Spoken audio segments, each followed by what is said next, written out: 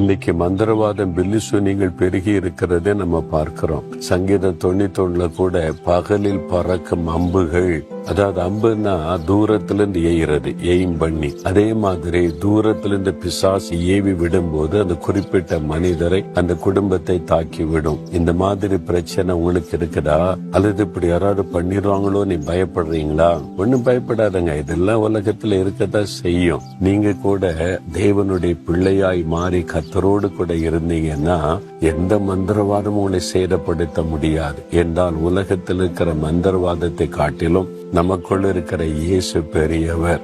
நீங்க என்ன சொல்லணும்? இயேசுவே, உம்முடைய ரத்தத்துக்குள் என்னை ஒப்பு கொடுக்கிறேன், உம்முடைய ரத்தத்தின் பாதுகாப்புக்குள் என்னையும் என் குடும்பத்தையும் வைத்துக் கொள்ளும்.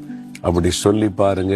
உங்களையோ உங்களுடைய குடும்பத்தையோ உங்களுடைய நிறுவனத்தையோ எந்த பிசாசின் வல்லமையும் மந்திரவாதமும் தாக்க முடியாது, சேதப்படுத்த முடியாது.